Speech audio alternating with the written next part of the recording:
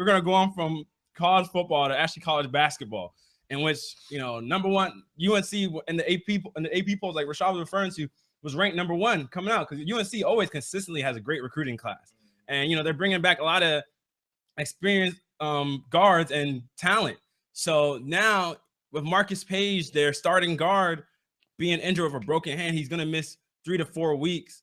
You can only imagine. I mean, he's a senior.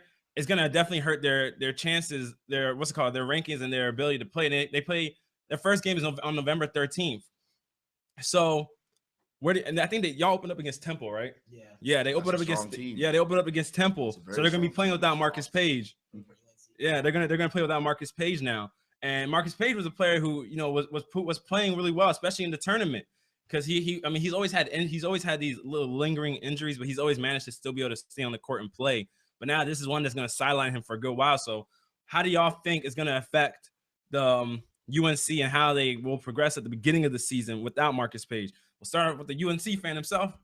Let us know how you feel, Rashad. It's hard when you lose a Tom Brady of the team. It's hard. It's hard when you lose. Oh my God. Basically, like the only potential NBA player we have on the roster. Without him, you said NBA player. The only NBA player already on the roster. Oh my God. It's hard. It's hard. Marcus Paige made NBA. He's going to the league. Pick number 28. Questioning whether he even has the physicality playing NBA. He's going to the league. He's a shooter. Pick number 38. Just keep going. Keep talking. He's the only shooter. He's the only guaranteed shooter we have on the team because we could not shoot last season. That's what we needed. We lacked shooters, and Marcus Paige is the only shooter we had. Losing him, person who averaged 15 points a game, your main man, your go-to. You got to give him the ball when it's coming down the last stretch. He's out. Yeah. And we're number one. See, the lucky part is he's out early. Yeah.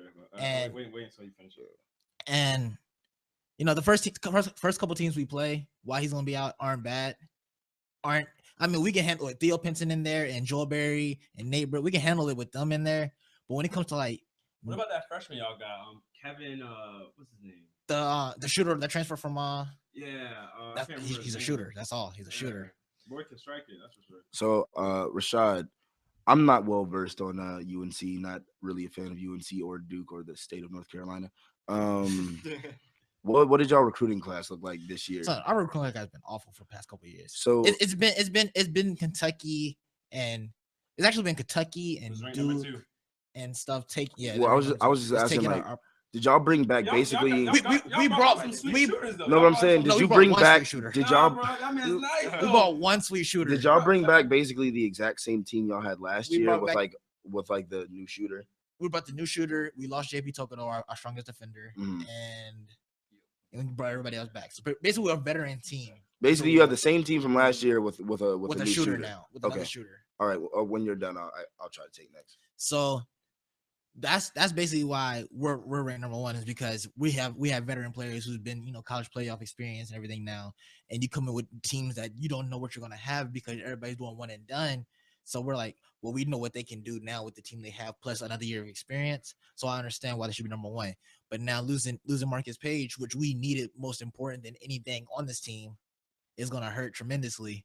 But if we can hold on until Maryland game, which is probably be our biggest challenge coming up, Maryland's nice. That's gonna be where. Why'd you transfer? That's Melo where Trimble. Yeah, that's why. That's where Marcus Paige got to pick up. Let me hear what you got to say on the matter, Rudy. Definitely a devastating blow. And I'm about to be super unpopular at this desk for this though. I didn't see where Marcus Paige was that great. To be absolutely honest, he's a shooter.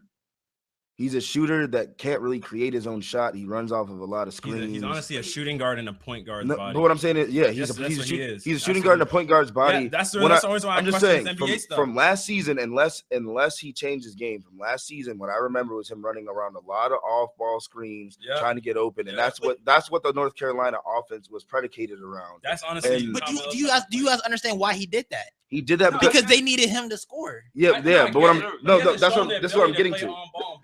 This is what I'm getting to. No, he's not a prototypical point guard, Rashad. Because he averaged 17 points. Marcus Paige. No, not because he averaged 17. Where were his points. assists? Yeah, you know what I mean. Yeah, I think I he averaged 7 assists a game. That might be a little inflated there. Yeah, my friend. Well, back to the point I was making. I didn't five see assists a game. Yeah, you 5 inflated that by assists a 2. but Makes it sound better. But back to what I was saying.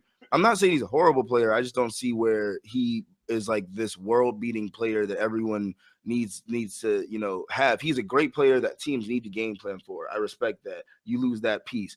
I honestly, without him being there, I honestly don't know what North Carolina is going to look like because they weren't impressive to me last year whatsoever. So if they brought back the team from last year, with just a new shooter that's a freshman. We don't know if he's going to be ready to go. Bryce Johnson, the big man? Bryce Johnson's not really a scorer. He can't shoot free throws. Y'all have another big man, big light-skinned dude. Meeks? He's good. I've seen Meeks is a good player, but when you are going against Temple in the first game, that's a rough game. Because Temple is always going to come to play. Maryland's going to come to play. Your division, Florida State, although not known as a basketball school, they got this point guard by the name of Xavier Raton Mays. That man's a dog. Really? That man's a dog. I saw him drop 38 points on a sprained ankle, hopping up the court. He gave UNC problems last year. They got teams like Clemson, who are always a very strong defensive team, and they have Deontay Grantham that can score them some points. That might give y'all a couple more problems. And he's supposed to be out for 3 to 4 weeks. So we're talking about a month here where you don't have your best player and best scorer. And like you said last year, y'all needed him to score. So my problem with UNC coming into the season is where are you going to get your points from going against high-level competition? Okay, let me go to Khalid real quick. Khalid, what do you think about Marcus Paige's injury? I think UNC losing Marcus Paige is a punch in their gut. Like, they are losing a pivotal piece for them to allow them to have that offensive presence. And then, like Rudy said, playing for a whole month against these high level teams, these very aggressive teams, I don't see it looking too well for UNC. Missing out and losing their shooter like that, or one of their great shooters, and to an injury, and it's just not looking too well for UNC. All right, so now I got a question. Do y'all think UNC should have been ranked number 1? Because here's the rankings in chronological order. You got North Carolina number 1, got Kentucky number 2, Maryland number 3, Kansas number 4, Duke number 5, Virginia number 6, Iowa State number 7, Oklahoma number 8, Gonzaga number 9, and Wichita State number 10, and Villanova also being number 11 rounding it out. And Arizona's number 12. Wow. Yeah, Arizona lost a lot of players. Yeah, they did. They lost Hollis Jefferson and Stanley Johnson. Do y'all agree that they should be ranked number 1? Obviously, Rashad's already said yes. Khalid, do you think that the rankings are correct and that UNC should be ranked number 1? I don't see it. You don't know what any of these teams is bringing this. Nobody knows what any of these other teams are bringing this season, other than the recruit class they brought. Recruiting is a big deal. That's like, but they brought the same team back from last year. But think about it. Recruiting is what made Kentucky so great last year. That's what everybody was picking Kentucky to win the championship last year, because they had all them long, lengthy players at each position. Every position. You got the Harrison twins at the guard. That's better. No, they were there, but then you got Willie Cauley-Stein. You got all those guys. But I'm saying they were still lengthy guys, and they bring in a longer recruiting class too. That's the thing that Kentucky always keeps consistently over everybody is their length. Veterans.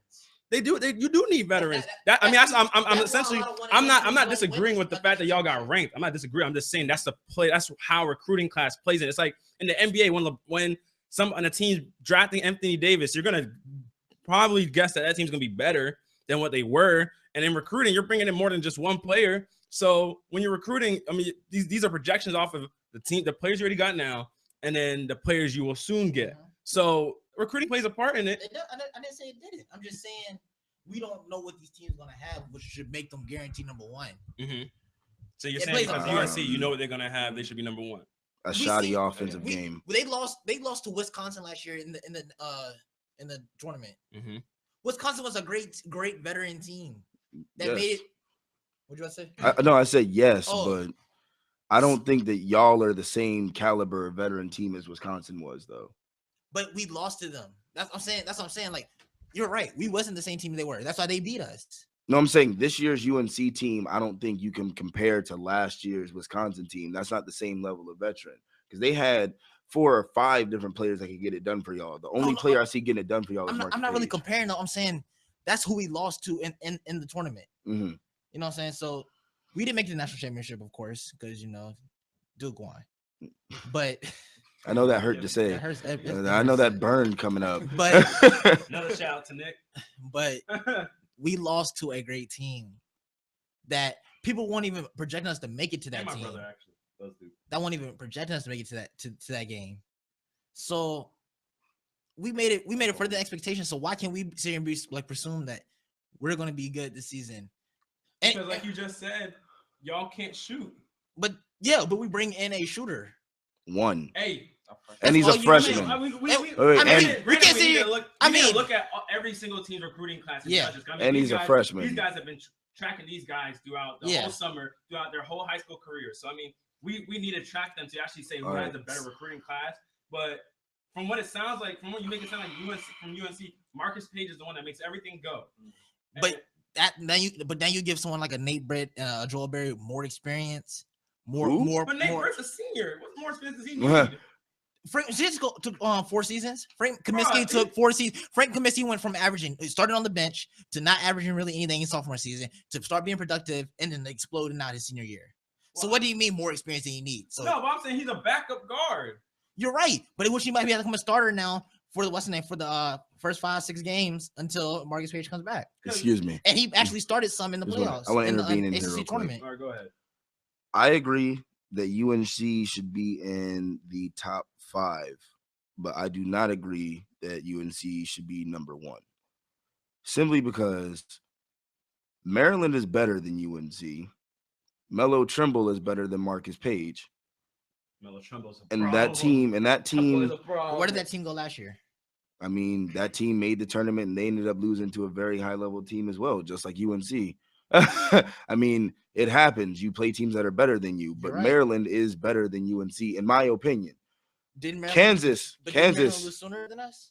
I believe Maryland lost in the 3rd round. I mean, it don't really matter. I mean, it doesn't matter. At the end of the day, both of y'all were at home. Duke won the championship. They're not even ranked first. I believe that Kansas is a better team simply because Kansas literally didn't lose really anyone.